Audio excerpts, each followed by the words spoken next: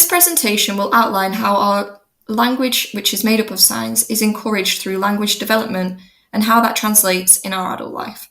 The presentation ponders the question of, if we use signs and symbols in early childhood language development, why isn't British Sign Language taught as a compulsory subject?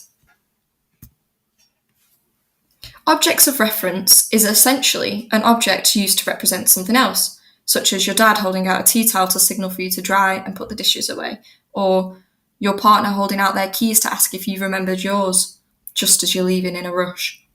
In primary school, this translates too. Remember at the end of the day when we used to pack away and sit down to talk about what we had learned and how we would only be allowed to talk if we were holding the talking stick? Or if we had finished a task earlier than everyone else, the teacher might hold out the register, signalling that you can take it down to the office while everyone finishes up their work. That's object referencing. If you see bellowing clouds of smoke, what's your first thought? Fire. The smoke signifies fire, ultimately, the fire being assigned to call the emergent services, or to toast some marshmallows. Language is made up of signs, utterances, and signals.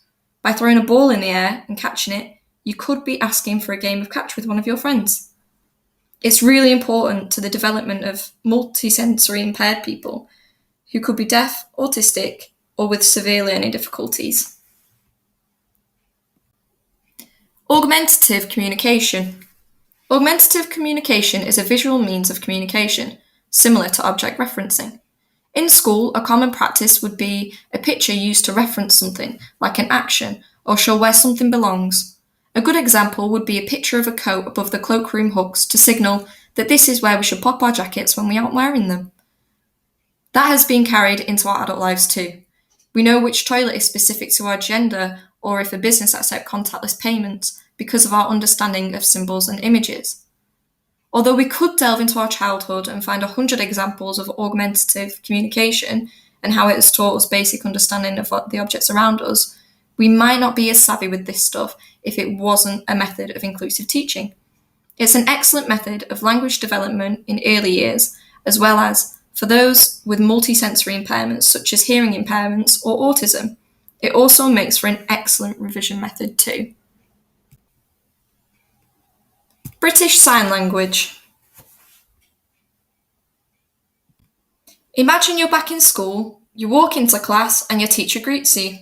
Once seated, the class is asked to remove their books from their bags, write today's date on the next clean page, and have a group discussion about the homework task from yesterday. Now imagine that scenario, but you are deaf. This is the reality for 50,000 hearing impaired children across the UK.